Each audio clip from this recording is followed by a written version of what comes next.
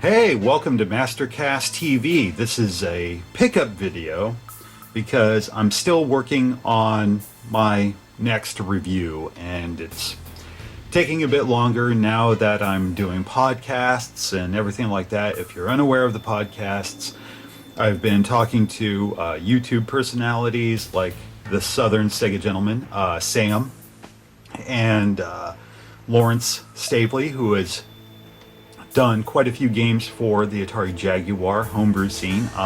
He gave us Rebooteroids. He also has 2 other games coming out.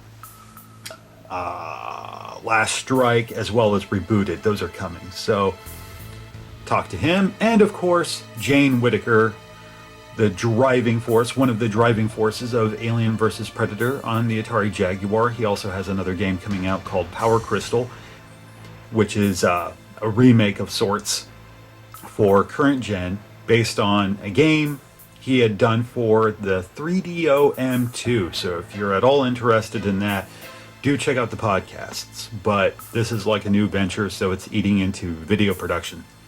So just to keep you busy, I thought I would show you some shit, just to show you, hey, I'm making videos, I'm getting stuff for videos, because, well, this stuff fascinates me. But yeah, thanks to my tax return, selling off games I don't really play nor want, I collect shit that I like, but I'm not just going to collect anything. I mean, why am I going to get all the sports games for Sega Saturn if I'll never play them? I'm not a sports guy. So, did that. Also, I have some really cool folks that sent me shit just because they're very generous, which is very kind, and to you, I'm very thankful. You're very kind. You didn't have to do it, but you did, and you're awesome. But first things first, everyone's aware Draconian is coming up. I'm reviewing that. This is just a peek. That is still such an awesome fucking box and game. Got that recently, along with Spies in the Night. If you haven't seen the video for that, that's already up. And digging that as well. Such an awesome game. One of those games I play thinking, quick game, but no, turns out to be 2 hours, so that's hurting my video production as well. But I also got this. I had initially wanted to do a 3-part AtariAge special, and finally I chose the 3rd game. And this will come too, but I want to spend more time playing it. So far I like it. It's kind of like Escape from Monster Manor, but for the 2600. Because you're running around a maze in a first-person perspective, blasting skeletons, or zapping them, really. This is cool. It was programmed by Eric Ball, and I like it. It's not for everybody. I'll just come right out and say that, but I dig it. If you're into the platform, this is well worth checking out. Not to spoil the video for you, but yeah, that's a good game. I enjoy it. All right, now the big stuff. Now this, I got, just to remove that, this is, a 3DO FZ10. Now, since I got a 3DO for free, why the hell did I get another one, you may be wondering? Well, because there are some games for the 3DO I really want to play, but I don't want to play, I don't want to pay so much. I mean, I still work a day job, and only thanks to AdSense was I able to buy more games. And rather than buying righteous copies, especially since I don't know if I'm going to enjoy them, I don't emulate, I thought, well, why not pick up some nice looking reproductions? And before anybody says shit, please, as far as the legalities are concerned, I may have addressed this before, but look, the people that made these games aren't getting any of my money. If I could give them my money, if they set up something like that where I could send them $40, I would, gladly. I'm dead fucking serious, I would. If that's at all possible, coders, if you can do that with your old shit, I'll gladly do it. And if you want to send a reproduction to my ass, I don't care if you charge a premium, go ahead. I'll fucking buy it. Because I'd like to support people I like. But with these old games like this, yeah, they're not getting that money. And I'm not paying $200 for an RPG I may not like. So I thought, reproduction. And I know for some of you, you're like, why not just burn it yourself? First of all, I'm not that technically literate. I'm a fucking idiot, okay? And I've tried burning discs before. I've had people offer to walk me through it, but I'm not interested in dealing with it. I realize with shit like this, I'm paying for the convenience and doing shit I don't have patience for. Like trying to figure out how to get the printer to print out a decent looking fucking sleeve. All that bullshit, cutting it up, no. And I know some people are probably going to say, even then, oh, you can do this very simply, use these templates and blah, blah, blah. Again, more effort than I want to put forth. If I have 20, 30 bucks, fine, fuck it. It still beats paying 200, and again, convenience. I'm saving myself time in the end. And time, oddly enough, is a bit more precious to me these days. Before, I had it in such great abundance. Not so much now, because I'm doing too much shit. So, without further ado, let's talk about some of the shit I got. Lucian's Quest. I saw a video on this. Hard 4 Games did a video, and it piqued my interest. I'm generally not a big RPG guy, but I do love Panzer Dragoon Saga and the original Phantasy Star on Master System. So I dig that shit. This looked a little different to me, so I'm like, okay, I want to give that a shot. So it's a reproduction, not bad. I got it off of eBay. Or not eBay, Etsy. In fact, it's in there. So, plays very well, no problems there. I like the artwork. Case is crap, but don't care. And I got these too because these can be a little pricier, especially since if I'm going to get games like this, I want to kind of get them complete so I can really show them off in the video. That way you can really see what it was like. But I said, fuck it, I'm just going to get a reproduction. Again, not wanting to burn the discs, and at least this way, if they're decent, yeah, I have some decent looking cases to put up, on my shelf and grab them whenever I want. But yeah, Wolfenstein 3D is one of those games that's gotten a little more expensive these days. And since I love the Jaguar version, I didn't want to spend a lot on it. So 20 bucks was better. Alone in the Dark, same thing. Especially since I've already tried playing the sequel on Sega Saturn, didn't like it very much. So this was like a gamble for me, even at 20 bucks. So I'm like, fuck it. That may have been the one game I may have said, you know what, maybe I should just try and burn a copy, because I didn't really like the sequel very much. I tried playing this once before and didn't really care for it, but fuck it, But yeah, here I bought these reproductions, got those, and on the Gold Star, wouldn't fucking work. Come to find out, there are some models of the 3DOs, particularly the Gold Star, that doesn't read burned media very well. It won't pick up any of the backup discs. I got them to work somewhat, but gameplay was so obviously impaired that I knew this couldn't be how the game was. And double checking video on YouTube, people who do have righteous copies, I knew this was an issue. And I thought, okay, what's the problem? Found that out about the Gold Star. So if you have a Gold Star and you're thinking, or if you see one, you're thinking, I'll buy that, burn some games, be very cautious, because some Gold Stars will not do the backups. They will not play them. So if you're thinking you're going to save a penny because this 3DO can read burned media, really I find that's consistent with the Panasonic models, the FZ1 and the FZ10, not the Gold Star. Something to bear in mind, okay?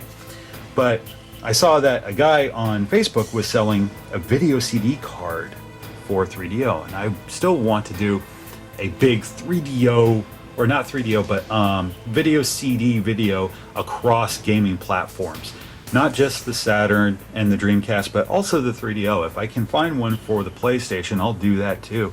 But I wanted to do that, but he was also selling an FZ10. Knowing what I did about the Gold Star, I thought, give it a shot. Very good price. It has a brand new laser, so it's good to go. Also, one thing I like about this particular model, unlike the Gold Star, it doesn't have a motorized tray. And with that Gold Star in particular, the one I have, the laser assembly is built into the fucking tray. I really don't like that, because to me it just screams, I'm going to break. Easier than what I would had they left the laser assembly in the actual unit and just used the tray to hold the disc. So I know I've heard that there are some Gold Stars that do not have the laser assembly in the tray itself. I don't have that one though. So I thought, okay, it's a new 3DO, and he gave me a good price on this. And not because I said I was Mastercast TV, okay? This guy, it's a hobby for him to kind of fix up these models. It's a side project. He just puts them out there. Very reasonable prices, but very cool guy. And unfortunately, I don't have the video CD card because it proved to be defective. He's taking care of that now, trying to see if he can correct it. If he can't, I'm getting a refund. Very, very easy to work with. Very considerate of his buyers. So once I get a link to him, if I can, I'll put that up in the description. So there. But yeah, it works very, very well. I've used it a bunch, and I've played all 3 games here. They play beautifully. No issues with playback. No issues whatsoever with official games either. So that's awesome. All right. Now another thing. Didn't realize it. I really got to missing the North American version of Resident Evil, and Sam had sent me a disc as a kind gesture. Sam is nice like that. Unfortunately, the disc wants to crap out every so often when entering a room. It will just stop playing, and not entirely sure what that is. I think there may have been an issue with the ROM. The disc is in pristine shape. I've never really had issues playing games on my Saturn. That's the first time it's really dropped out like that. So I thought, well, I really want one, and so I got a reproduction. This is a reproduction. Again, I bought off Etsy, and it is very, very nice. Very nice. I mean, it looks legit as fuck. But the disc, oh, I actually am playing it right now. This is what a friend of mine gave me, but it's in the Saturn. I shall grab that so you can see the disc. But yeah, I'm going back and forth between Power Slave and Resident Evil because, as I've said recently, I am wanting to get back to the Saturn. And I was going to do a nice fun retrospective video on North American Resident Evil because it is a different experience a bit from playing the Japanese version. The Japanese version is much easier.